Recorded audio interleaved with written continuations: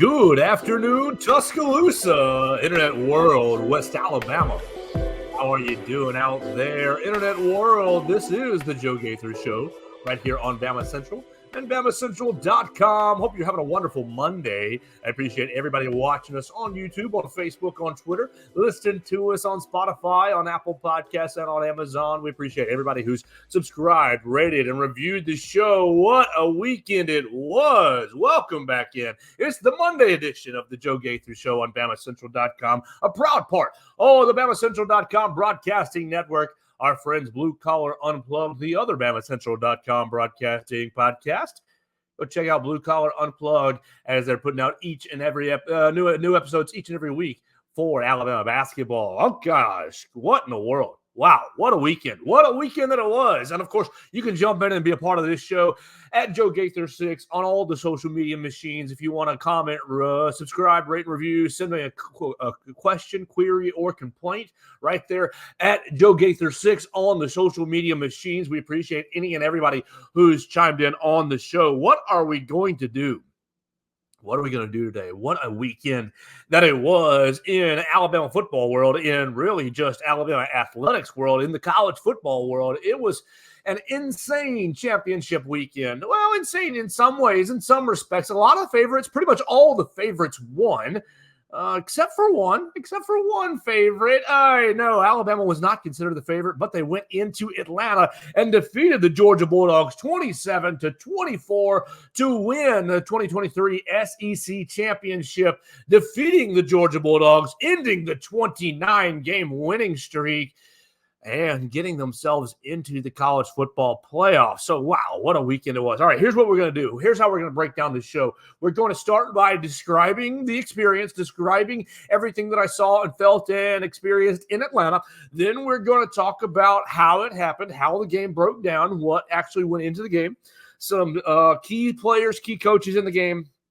And we'll go from there talking about college football playoff. And we'll end with just a touch of Alabama basketball because the basketball team is playing tonight at 7 o'clock in Coleman Coliseum. Okay, so the day. What a day. I went over with the BamaCentral crew, myself, Will Miller, Edwin Stanton. We had Katie Wyndham, Austin Hannon, Blake Byler, Matthew Gibson. We had a whole crew over there for BamaCentral and BamaCentral.com in Atlanta in Mercedes-Benz Stadium. Beautiful weather. Well, it was kind of rainy, but easy drive over to Atlanta. And easy drive home from Atlanta back to Tuscaloosa. Got back about 1 a.m. on Saturday. It was a great day. It was an incredible day. Smooth drive over. We'll start there. All right, you pulled into Atlanta, and you got to say, Mercedes-Benz Stadium it's the nicest stadium I've ever been in to this point in my media career, in my life. The only thing that rivals it would be Jerry World over in Arlington, Dallas area, Cowboy Stadium, Jerry World, close to it. But no, Mercedes-Benz Stadium, easily the nicest stadium that I've ever been in my life. The press box is immaculate. So really, really, really appreciative of the Mercedes-Benz Stadium host, the team hosting us over there, and really great meals, great food, ice cream, incredible, great weather, great view. Look, they took the glass off the press box inside Mercedes-Benz Stadium, so really felt like instead of being at a game inside like a soundproof room, we were in the game. It was incredible because we were sitting there right above the Georgia band, adjacent from the Alabama band. The Alabama section was right across from the press box, and really it was 70-30. The crowd was 70-30 in favor of the Georgia Bulldogs. I got to give Georgia a lot of credit. Look, you've heard over the 15, 16-year period that maybe Alabama fans are spoiled with winning. The Georgia fans have not been spoiled with winning thus far. Now, granted, it's only been a couple of years into their dynasty. Alabama for much further into their dynasty. But the Georgia fans were loud and proud from the very beginning. They obviously had bought up a lot of tickets, 70-30. It was about 65-35, 70-30 in their favor. The crowd was loud for the Georgia for Georgia. And obviously you'd expect that. They're an hour and a half away from Athens. It's right there in their backyard. Of course, Alabama undefeated in Mercedes-Benz Stadium, and it held up. that record held up on Saturday. Just an incredible experience. Loud. It felt like a championship environment. Everywhere you looked, you saw the who's who of college football. You saw all the big-time reporters, of which I am not. I hopefully one day will be in that class. But no, all the big-time reporters, all the big-time TV people, everybody was there in Mercedes-Benz Stadium, and it was a heavyweight fight. I mean, you didn't know what was going to happen at the end of the game. You didn't know what was going to happen on Sunday with the college football playoff. But what you did know is that somehow, some way on Saturday, you were at the center of the college football world. And so to be right there in the middle, look, Texas defeating Oklahoma State. Yeah, you can say that was a big game. Of course it was. Florida State beating Louisville. You can say that was a big game. Of course it was. Like, all right, great. Michigan beating Iowa. Of course you can say that was a big game. It was. But everybody, the biggest question marks for the weekend were in Atlanta. We're in right there in Mercedes-Benz Stadium. Was Alabama, was the dynasty, like basically Tyler Booker, he said it. Tyler Booker said it after the game, that the dynasty, the standard was at stake. Look, you already know, Georgia was riding a 29-game winning streak, two-time national champions, trying to do what hasn't been done since the 1930s, winning 3 national titles in a row. Oh my gosh, Georgia. Is Georgia the new standard, the new king of college football? You've heard it for the last 2 years, and you've really been riding with it since the 2021 national championship game loss, of which Alabama hasn't really had any answers. Look, the Alabama faithful can say, oh, if you have Jamison Williams and John Mechie in that 2021 national title game, Georgia, you never win it, blah, blah, blah. If ifs and buts are candy and nuts, we'd all have a Merry Christmas. But the fact of the matter is, Jamison Williams and John Mechie were not available for those in that 2021 national championship game. And Georgia won it fair and square on the field. They won it on the field. And so great for them. And then they went through the 2022 and rocked and rolled and were just unbeatable in the 2022 season. And you all know what happened with Alabama, losing at Tennessee. Oh, man. Jahmyr Gibbs, catch that football, and you're setting up a chip shot field goal. Losing down in LSU. Oh, Jaden Daniels, so dangerous, such a great runner. And Alabama was not in the playoff picture last year. So Georgia, give them a lot of credit. 2 years of ruling college football, of ruling the SEC, and you had kind of this feel of how will Alabama respond to the David role? They're a 5.5-point underdog. You haven't been an underdog in the SEC championship game in years. You know, Georgia is the new king. How will Alabama respond to being the doubted? Much like they did in 2021 when they played Georgia in the first place, and they were the doubted in 2021. And look, Alabama beat the brakes off of Georgia in 2021. Much thanks to Jamison Williams and Bryce Young and all that. Really great offensive play. What was it? 42-24, I think it was. 42-27 in that 2021 SEC championship game. This game, a lot closer. 27-24, a lot closer. No, you don't have your explosive weapons on the outside like you did in 2021 with Alabama. But you don't have the vaunted Georgia defense that you had in 2021. Do you have a better quarterback for Georgia in Carson Beck than Stetson Bennett? Probably so. Do you have better running backs? No. Kendall Milton and Dejon Edwards, they're good running backs, but were they better?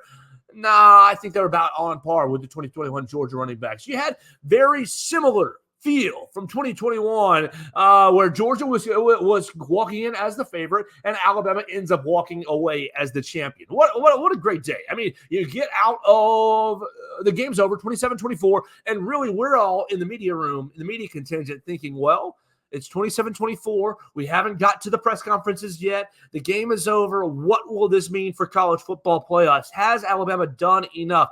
And for a brief moment, hour and a half after the game, you get down on the field level, you see everybody, the championship parade, not parade, you see the championship presentation, you get the trophy, everybody's putting on the hats and the t-shirts, they're all celebrating as they should be, and for a brief moment, you forgot about the college football playoff. It was just joy and elation. It was just, a culmination of everyone counted Alabama out. Think about week 2. You lost to Texas. The dynasty is officially dead. The third week, you go back down to South Florida and you play these the biggest stinker of a football game you've seen out of a Nick Saban team in a long time. And yeah, you beat USF, but it was 17-7, and everybody said, oh, remember last week when we said the dynasty was dead for losing to Texas? Yeah, the dynasty's definitely dead because you had a struggle win with South Florida. Oh, boy, this season, Alabama's going to lose 4 games this year. But did they? No. They rallied together. Monday morning came after the USF game, and Coach Saban said, Jalen Milroe is our quarterback. And from there, the season was on a slow and steady upward trajectory. You beat Ole Miss and had a close first half, but you had a second half that really was a driving force. And you beat Ole Miss. You went to Oxford. You smacked Mississippi State. Like, things started to build on itself after the USF win. You wrote, look, everybody who hasn't watched this Alabama team, everybody, look, a lot of my friends are not Alabama fans. They only see Alabama they saw Alabama in the Texas game. They saw Alabama in the LSU game, and they saw the USF score. They saw the end of the Auburn game. And so they thought, oh, wow, this Alabama team is a bunch of bums. This Alabama team stinks. This Alabama team needed a miracle to beat a 6-6 football team down on the plains. You go into the Georgia game, all my buddies, all my friends are sitting there saying, oh, there's no way, there's no chance that Georgia loses to this Alabama team. Jalen Milroe can't beat this Georgia defense. And Carson Beck, he's so much better than Stetson Bennett. There's no way, no chance. Golly, but it just felt like no matter what the outcome was, whether it was Georgia winning or Alabama winning, that where we were in Atlanta on Saturday was really the center of college football, and such a special blessing to be there. And I want to thank Chris Walsh for letting me be there. I want to thank the Lord for letting me be there, putting me in the position to be on Chris Walsh's radar and letting us be in Mercedes-Benz Stadium, because it was a great day. It was a great day. Sure, it was a little bit on the long side, but who cares? Woke up early, got back to Tuscaloosa late. No big deal. What a blessing that it was to be over there, to be in the presence of a historical moment where, look, I'll spoil the later part of this show. I think Alabama's winning the national championship. I do.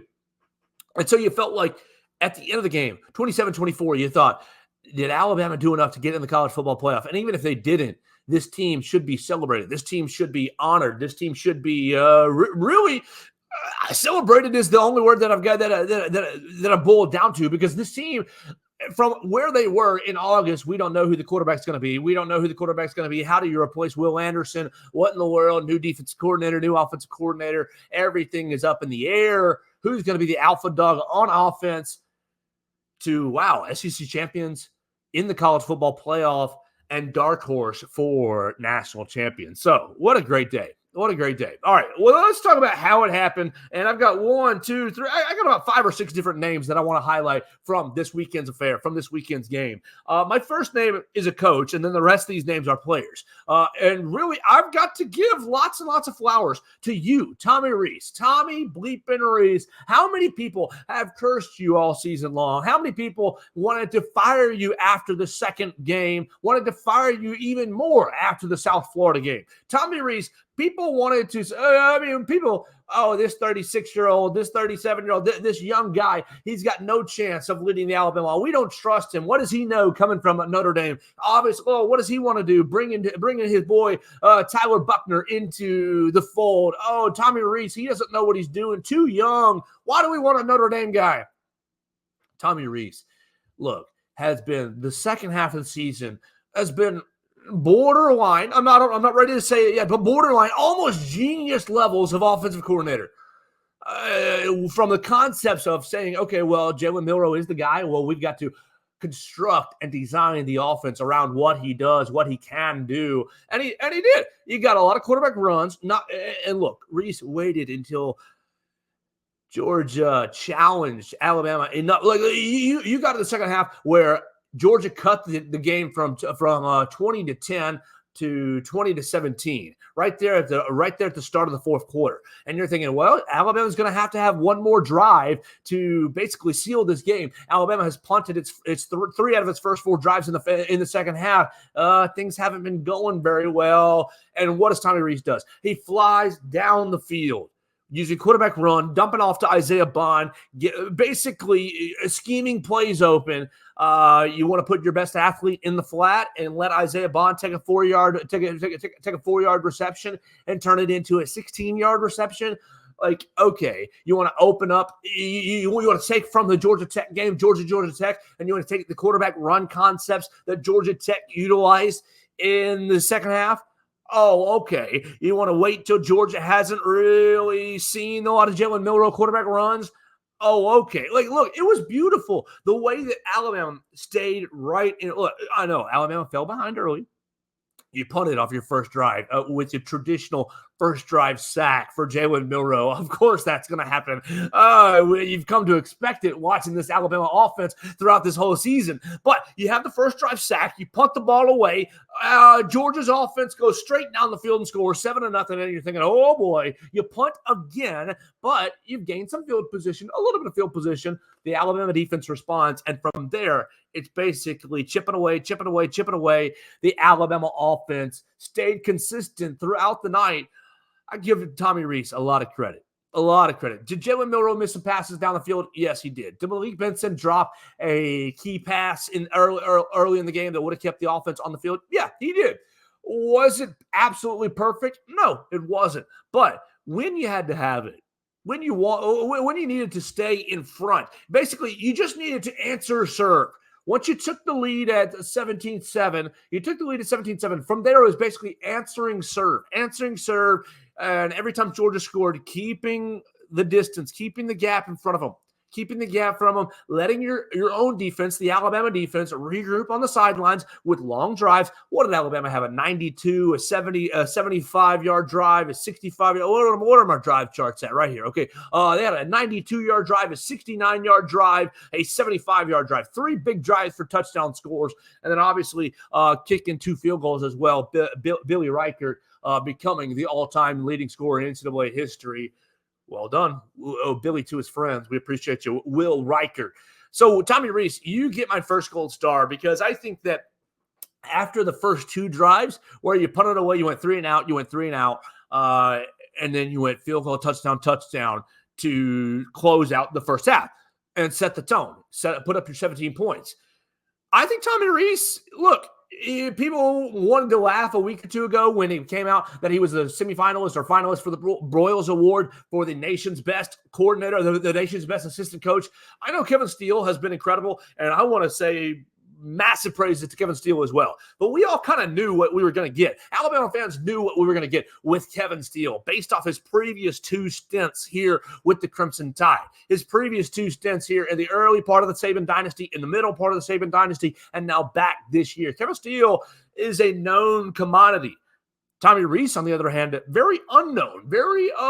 He's been doing it at Notre Dame, and Notre Dame hasn't really won anything of significance. Yeah, they've been to a couple playoffs, but not really won anything of significance. So what are we getting with Tommy Rees? What you got with Tommy Rees was an innovator. What you got with Tommy Rees was someone who took the Alabama offense, the Lane Kiffin, Steve Sarkisian, Mike Locksley, Brian Daboll offense that you've seen over the last 7-8 years, and he added a little more wrinkles to it. You had a little more quarterback run. You had a little more power action. You had a little more lead action. You had a little more split zone action, running the football. You got a little more pistol set. I love the pistol set. 12 personnel pistol formation. That's my favorite formation I've seen all year long. Every time Alabama gets in 12 personnel pistol formation, they get downhill. The play action passing gets going. The RPOs get going. I find it to be an extremely effective formation for Alabama this season. And so Tommy Rees, no matter what happens the rest of the year,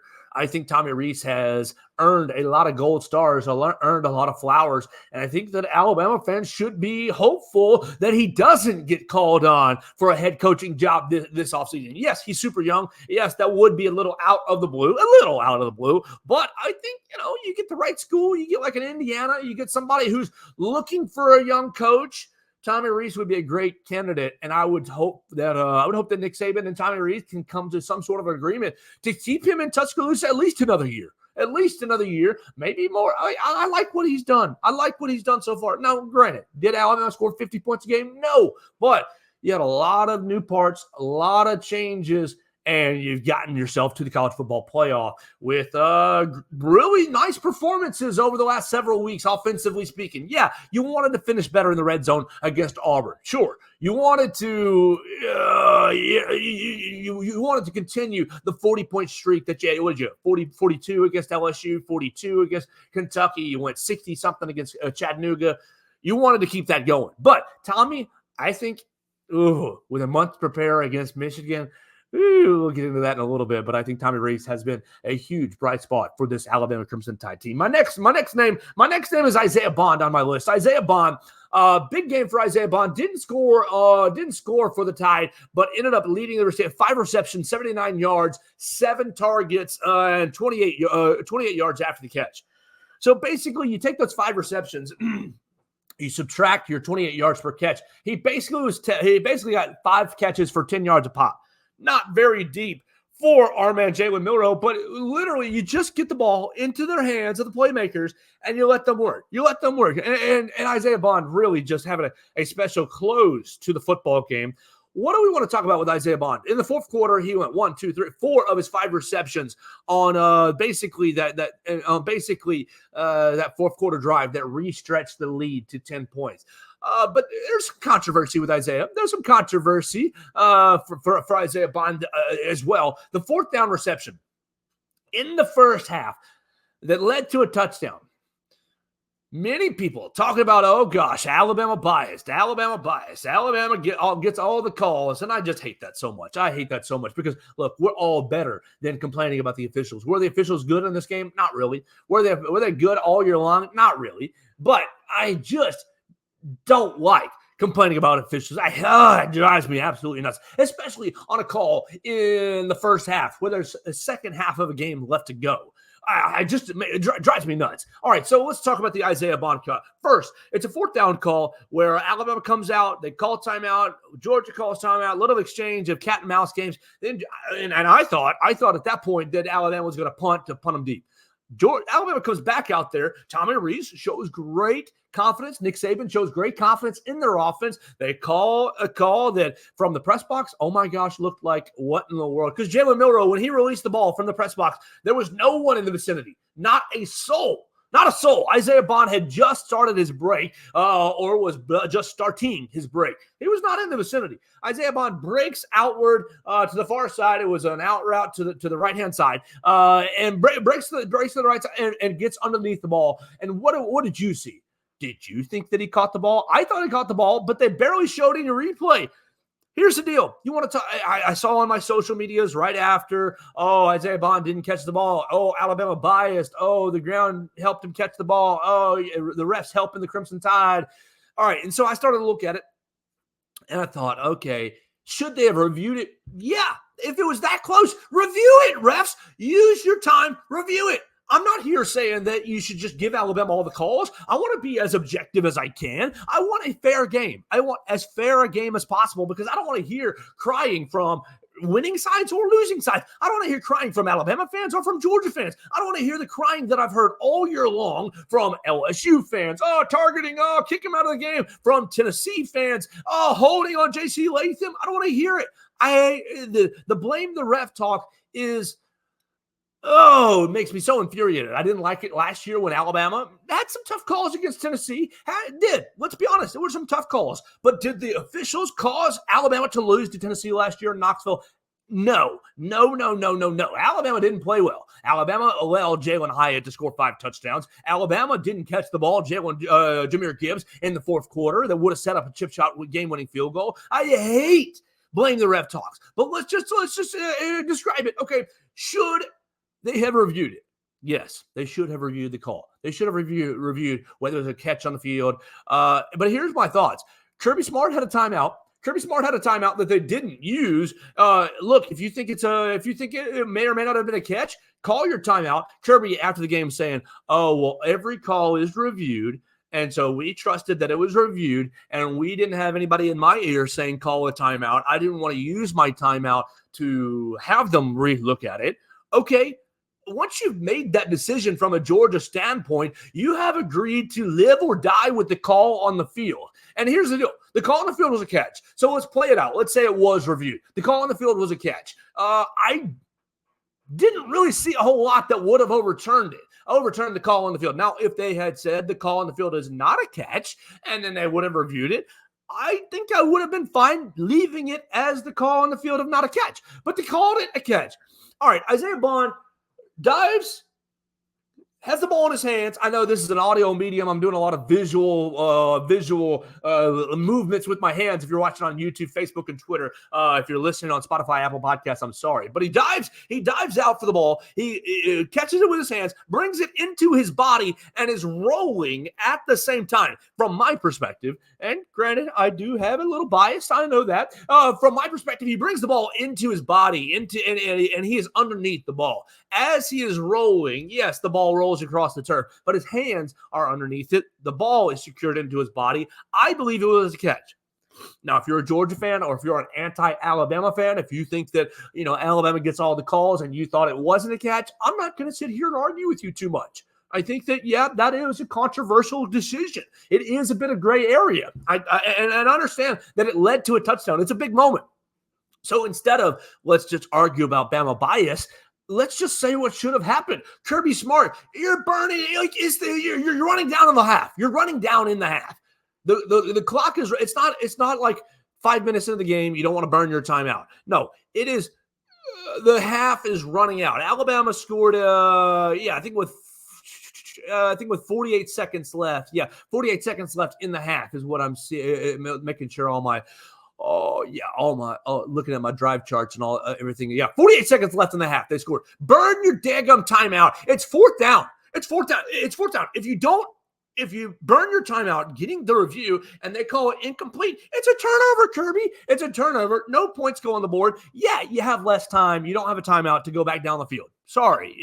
I understand that. You want to save your time there. Let's see. Jalen Mills. Yeah, here it is. Yeah, with 48 seconds left. Where is my timeout? 4th and 4. Jalen Mills. Yeah, 4th and 4 with 1:25 on the clock. And I know you're trying to save your last timeout. I get that, Kirby. But you have 1:25 and a half. If you get the stop right there, because you have called the timeout and gotten the review, well, 1:25 is plenty of time to get back down the field. So I blame you, Kirby Smart. I blame you for not calling timeout right there. Now, would the official overturn the call? I don't think they would have. Now, I wouldn't have really complained or cried if they did. But the biggest complaint, the biggest fault is on you, Kirby Smart, for not calling timeout in that gray area moment. Was it a gray area moment? Yeah, it was. Do I think it was a catch? I do. Do I think that the Georgia fan friends that I have that says it wasn't a catch have an argument to make? Yes, they do. They do.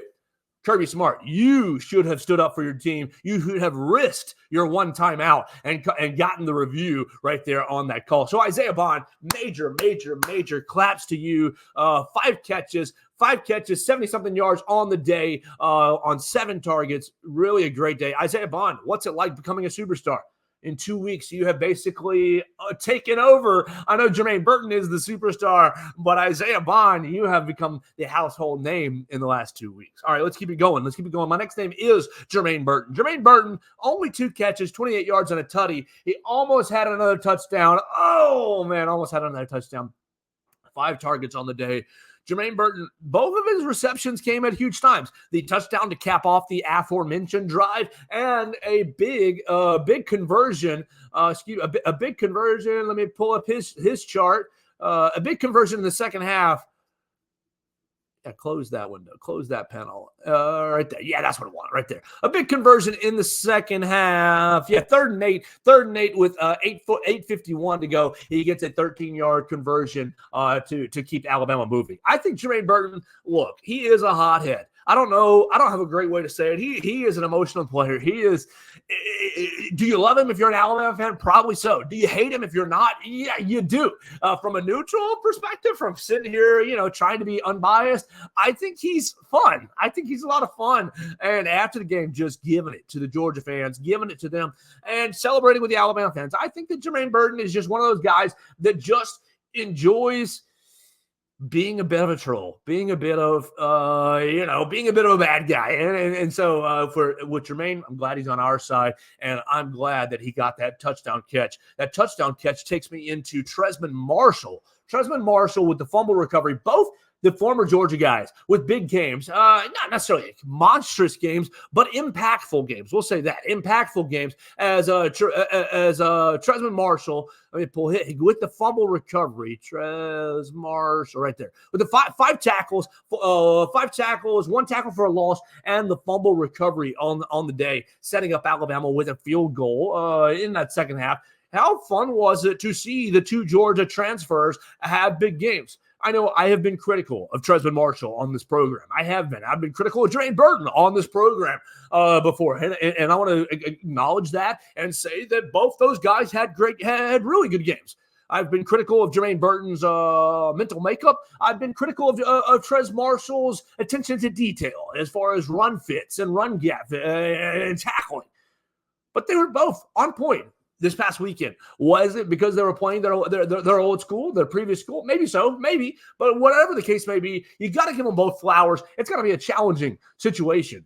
Playing your old school, playing your old teammates, got to be a bit of a challenging situation handling your emotions. Coach Saban talks about what his players wanting to play with emotions, but not emotional. And so I think that's a very challenging thing. And for both of those guys, you give them a lot of credit, a lot of flowers for how well they played and for making impactful plays in the ball game.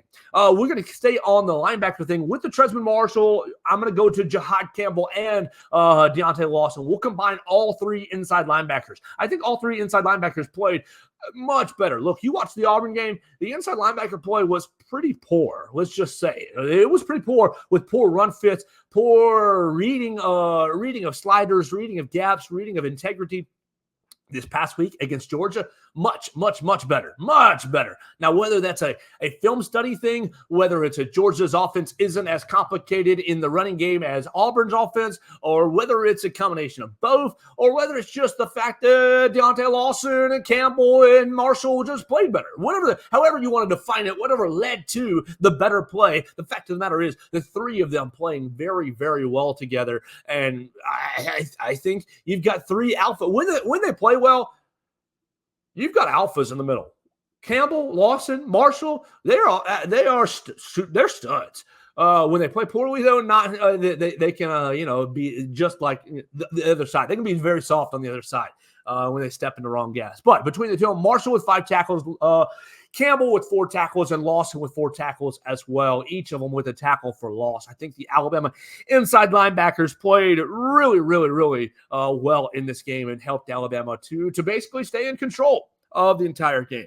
We're going to keep going. Our next player stay on the defensive side of the ball, Trey Amos. Trey Amos comes into the game because of Kool-Aid McKinstry. Kool-Aid McKinstry gets a concussion, and we hope that Kool-Aid recovers from his concussion very, very quickly. Head injuries, never fun. Kool-Aid, hope you get better very quickly, but I appreciate the Alabama coaching staff for being cautious with our players. So we've seen a couple of times this season head injuries not be treated as seriously from opponents, but I think that Alabama has treated head injuries very, very seriously all year long. So Kool-Aid leaves the game in the second half with a head injury, with a concussion. Trey Amos comes into the game, and immediately, and that's what I would do too, like Bobo, immediately they throw right at Trey Amos. They throw a pass. I believe he was covering Brock Bowers, and then I believe he had a pass where he was covering Ladd McConkey or Dominic Loving, one or the other. But immediately goes right at Trey Amos, and Trey Amos says, I ain't scared. I'm ready. I know I've been sitting on the bench cold all game, but I'm ready. And he steps right in and has 2 huge pass breakups. Look, Georgia had the one turnover, had the fumble backed up in their own zone in the third quarter, but my man's Carson Beck could have thrown 3 interceptions. I know Malachi Moore had his hands on the ball. I know Christian Story had his hands on the ball, and Trey Amos had his hands on the ball as well. You had 3 chances for turnovers that would have maybe blown the game wide open, but Trey Amos coming in off the bench cold, guarding out some of Georgia's better players and stepping up in the moment. All right, my last player that I want to talk about is Jalen Milroe, the MVP, the SEC championship MVP. Did Jalen Milroe play his best football game? No. No, he didn't play his best football game. 13 of 23, 192 yards, 2 touchdowns, only taking only 14 carries for 29 yards. So under his average for passing yards and under his average for rushing yards and under his average for completion percentage on the day. But Jalen Milroe did exactly what Nick Saban has been asking for him to do all season long. Nick Saban's been asking Jalen Milroe to be a point guard all season long. Be a point guard. Go be a point guard. Distribute the ball to your playmakers. Don't put the weight on the offense on your own shoulders, Jalen Milroe. And I thought that he played a very, very good game. Only a couple questionable passes. Look, he started off 1 of 6. So his first 6 passes, not good. Not good. But he finished 12 of 17. So his completion percentage after his first 6 passes jumped way, way, way up. Jalen Milroe has improved at reading the ball, reading defenses through the middle of the field, has improved with his pocket presence throughout the season, has improved with really his decision-making. Yeah, you took a couple of sacks that you didn't want him to take, but you also had a couple of moments where you took some sacks where nobody was open down the field, and he could not escape the pocket. Jalen Milroe, I thought played the quintessential Alabama quarterback game. No, he didn't. He didn't have Alabama on his shoulders like he did against LSU. But really, eight different receivers. 1, 2, 3, 4, 5, 6, 7, 8 different receivers touching the football for Alabama, getting a lot of people involved, and Jalen just keeping his eyes down the field, looking to make plays, looking to put his teammates in great positions. Look, we've already talked about Isaiah Bond, but the flip to Isaiah Bond when he's shifting around the pocket, kind of getting happy feet, and then he kind of just more or less flips 3, 4, 5 yards down the field to Isaiah Bond, and Bond goes for another 12 yards. Look, it wasn't conventional. Was it conventional quarterback play? No, it's not conventional quarterback play. It's not Bryce Young. It's not Mac Jones. It's not, those kinds of guys, Tua Tagovailoa.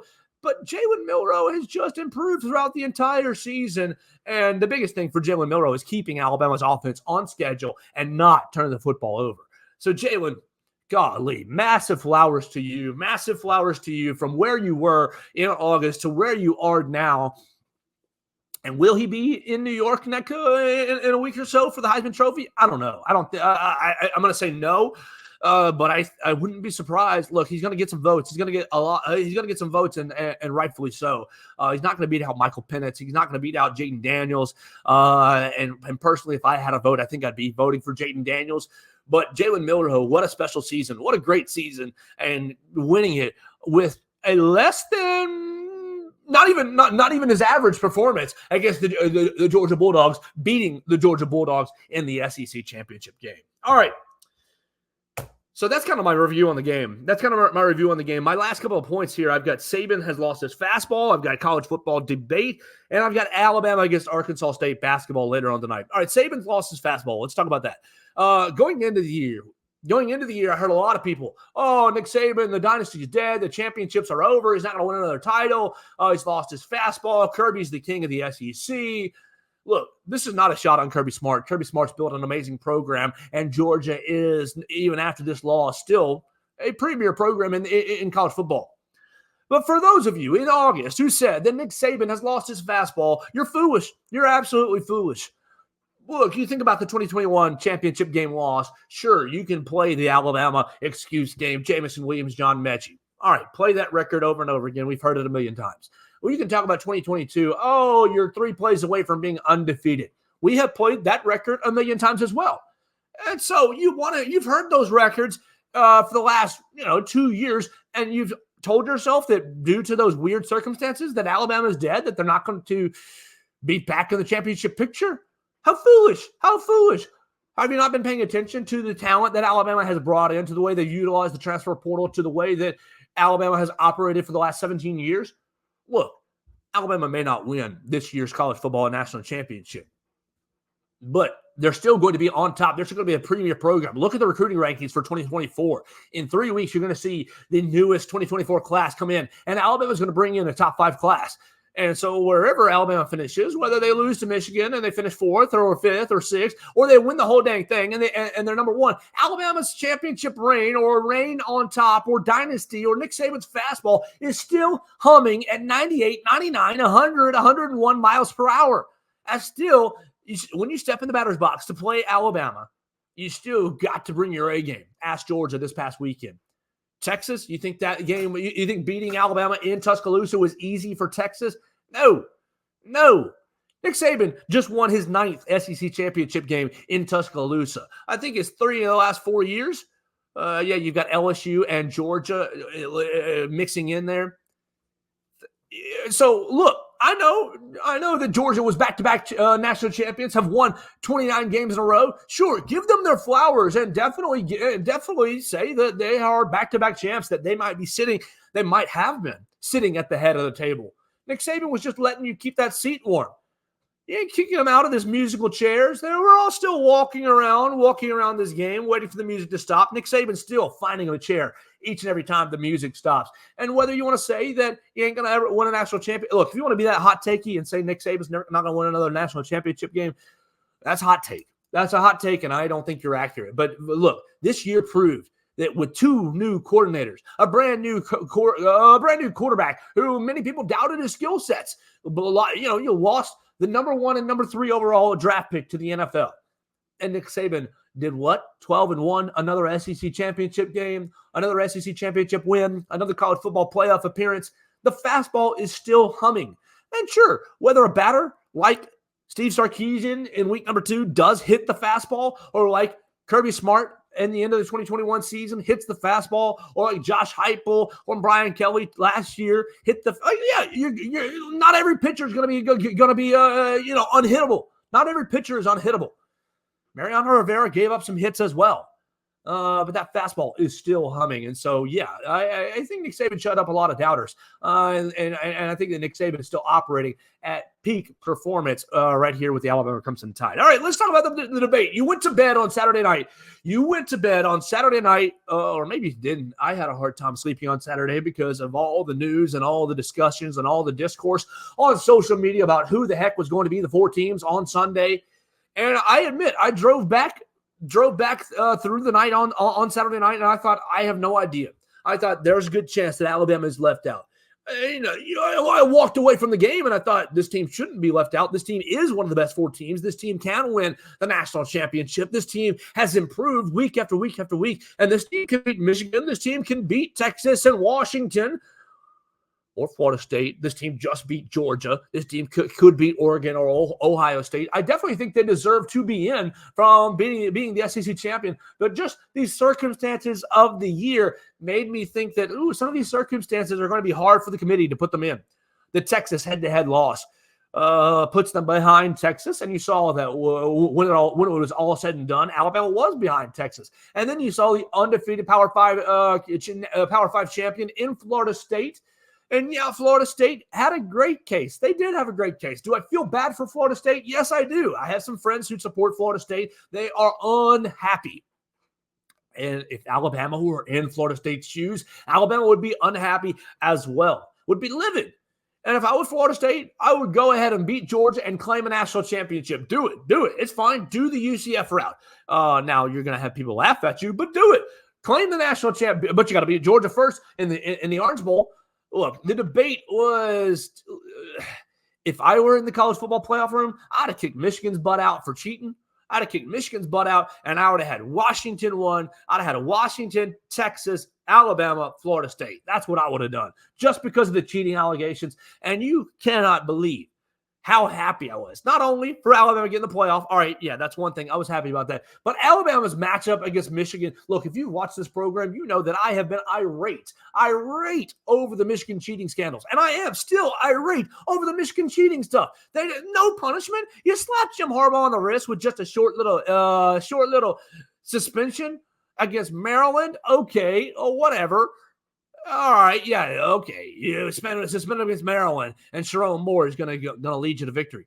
Look, you don't know how happy I am that Alabama gets to play the role of judge, jury, and executioner. Oh gosh, in the Rose Bowl too. In the Rose Bowl. Oh yes, The last time you played Michigan, you beat the brakes off of them down there in Tampa. Was that the Citrus Bowl, Capital One Bowl, right down the VRBO, Capital One Bowl? Max Jones, second career start, lit it up with Jerry Jeudy. I wonder how often Jim Harbaugh thinks about that late Najee Harris touchdown getting into the end zone. Maybe Nick Saban rubbing it in on Jim Harbaugh. I think that Nick Saban is one of the classiest coaches in college football, but I do think that Nick Saban is not a big Jim Harbaugh fan, as evidenced by that late game touchdown. Now, part of that might have been to get Najee Harris another touchdown for his draft status, because there was a little bit of debate at that time whether Najee Harris was coming back or not, or whether Nick Saban just wanted to stick it to Jim Harbaugh and get another touchdown. I kind of think the latter. I'm looking forward to playing Michigan. I don't think look, I'm not nervous. The Lions came out today, 1.5-point favorite for Michigan. I would go hammer that. Go hammer that line. Go hammer that. Alabama plus 1.5. I think, look, how many times has Alabama played a Big Ten team in a bowl game?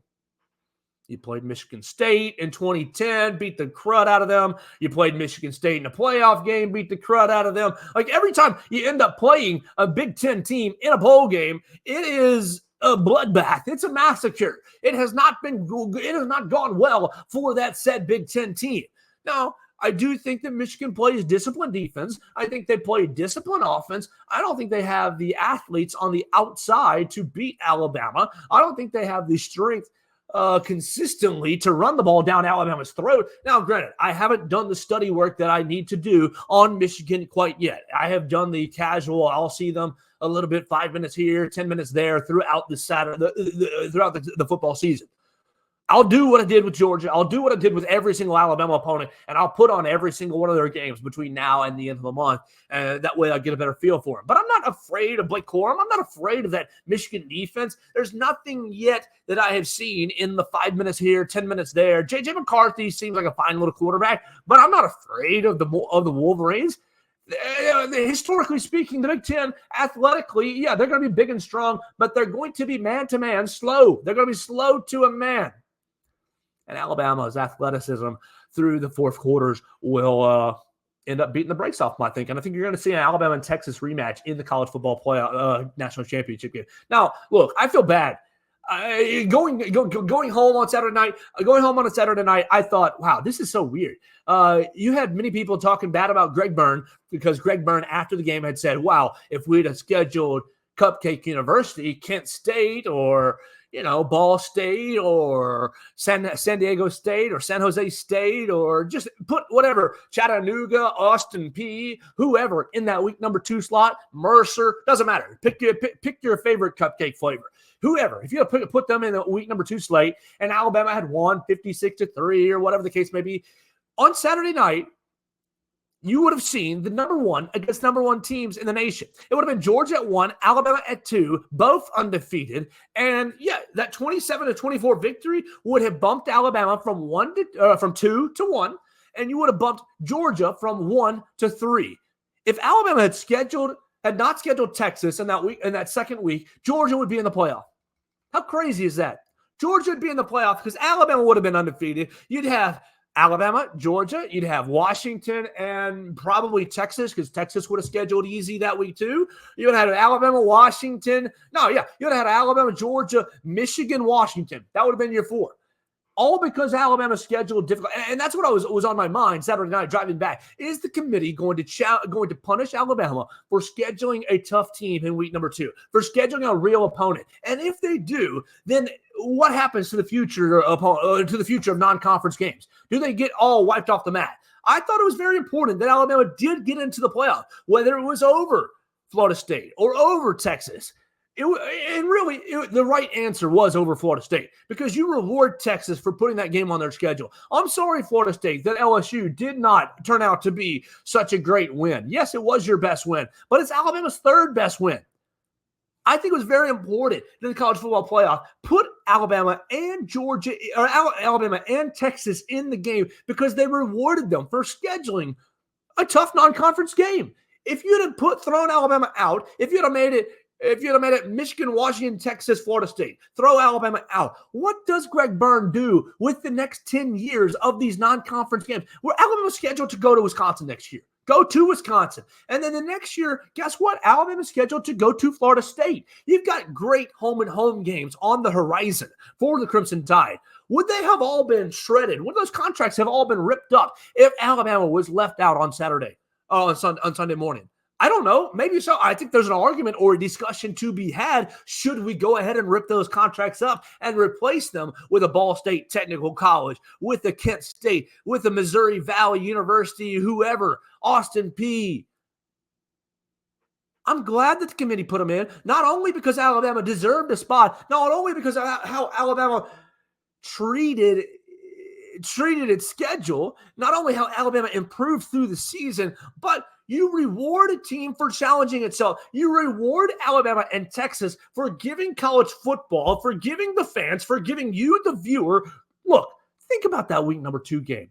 I know most of you watching this show are Alabama fans, listening to the show are Alabama fans, so it might be a little salty, a bad memory for you, the Alabama loss. But as a whole, as a football story, as a chapter in this season's story, it was one of the best chapters of the year. It was a great moment. 2 Blue Bloods on the field right here in Tuscaloosa, historic Bryant-Denny Stadium. You have teacher versus mentor. You have Sarkisian and Saban head-to-head.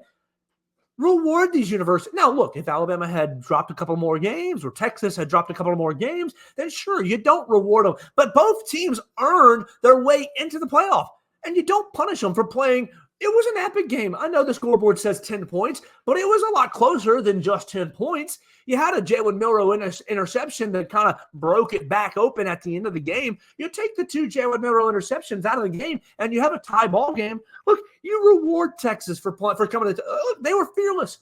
That was something that was so impressive to me, is their fan base here in Tuscaloosa were fearless. They said, oh, we're coming to town. We're bringing our band. We'll be in the top of the rafters. This is college football. Blue Bloods on the field, fearless, going into enemy territory. I got to give Texas a lot of credit. But I give Alabama a lot of credit because Alabama didn't invite, their 4th grade special needs brother into their backyard to play a pickup game. No, they brought somebody into their backyard that could beat them, that could challenge them. Why? So that the Alabama fans could see a marquee game in Bryant-Denny Stadium, so that Nick Saban could challenge his team. I mean, I'm just very happy that the College Football Playoff Committee rewarded Alabama for playing that game.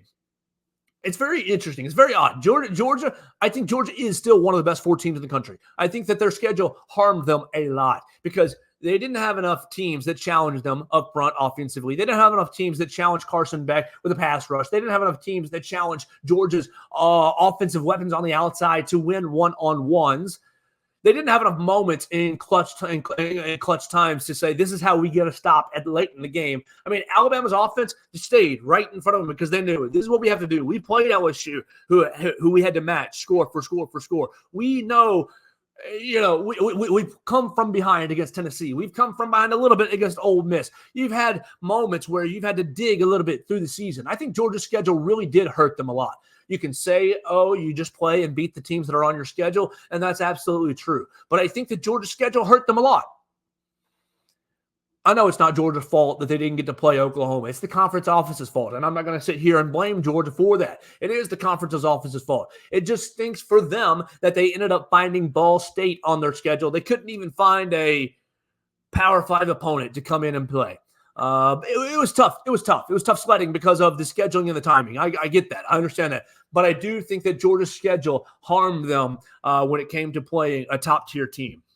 And then last thing on the college football playoff. Look, everybody, all the complaining about Florida State getting jumped, I don't really think is about Florida State getting left out. I think it's about, oh, man, Alabama bias, Alabama favoritism, Alabama paid to get into the committee, Alabama paid the committee, Alabama paid to get into the field. Here's my deal this year. I've seen so much Alabama paid the refs against LSU, against Tennessee, against literally every school. I've seen so much Alabama paid the committee to get in the playoff, to get in the playoffs. I want to know where all that money is. I want to know where all that daggum money is. Nick Saban and Alabama, they keep asking for donations and to get more players in for the NIL funds. they're asking for money, but apparently Alabama's paying a lot of money out to officials, SEC conference offices, college football playoff committee. Like, where's all this money going? It'd be nice to get a piece of this pie. I don't know that Alabama is as wealthy as people are are insinuating by saying Alabama got into this committee, was paid to get into this, paid their way in. Here's the deal. Michigan, Texas, Washington, maybe less so on Texas, but Michigan and Washington, oh boy, we're not locked in here with y'all. Y'all are locked in here with Alabama. I'm excited because, look, you saw the Michigan players' reactions when they put Alabama up. It was a mixed, it was a mixed reaction of, oh, crud. We don't get Florida State to get into the championship game. We get Alabama. And Michigan's just in a hard spot. Michigan's in a hard spot because they have, one, a bullseye on them, and two, Alabama's in a place where they're trying to prove themselves as legitimate champions. And then secondarily, Michigan's choices were the Rose Bowl or the Sugar Bowl. You want to go to the Rose Bowl where Alabama's fight song, remember the Rose Bowl will win, or do you want to go to the Sugar Bowl, basically Alabama's backyard?